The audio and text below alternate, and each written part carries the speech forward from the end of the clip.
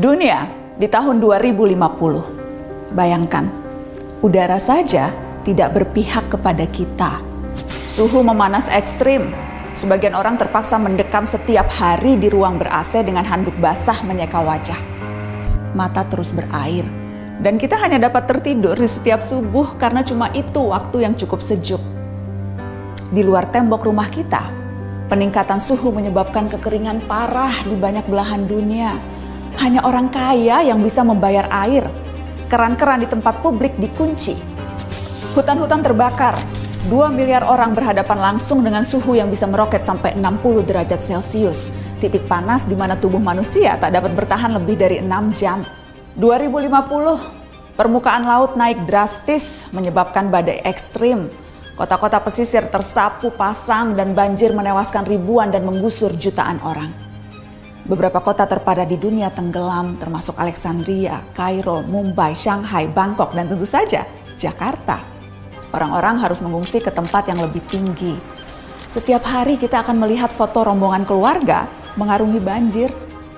Yang agak beruntung bisa tetap tinggal di rumah dengan air hingga mata kaki. Seperti Jakarta di tiap musim banjir, tapi ini di seluruh dunia.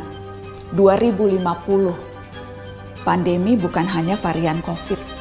Perubahan suhu, banjir, urbanisasi, dan pergerakan populasi manusia mengakibatkan penyebaran penyakit. Setengah dari populasi dunia beresiko tertular malaria atau demam berdarah. Wabah baru bisa melampaui angka kematian penyakit jantung, menciptakan krisis perawatan kesehatan. Perusahaan asuransi pun menolak melayani. Apa yang kita lalui 2 tahun kemarin tampak tak ada apa-apanya.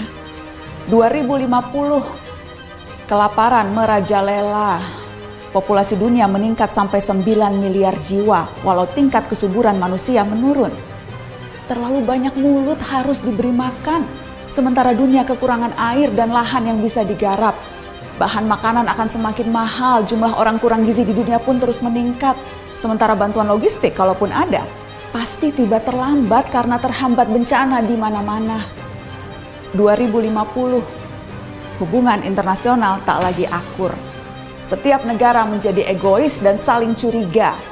Perdagangan global macet karena negara-negara berhenti mengekspor dan memilih mempertahankan sumber daya mereka sendiri. Padahal jutaan orang butuh bermigrasi. Tapi banyak negara lockdown dan menjaga perbatasan dengan tentara. Sedikit kesalahpahaman akan menciptakan perang.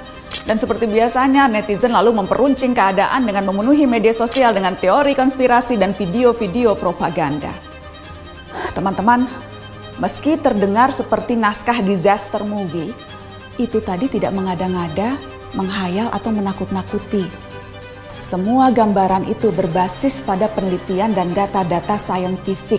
Hitungan skenario 2030, 2050, 2100 per tahun semuanya ada.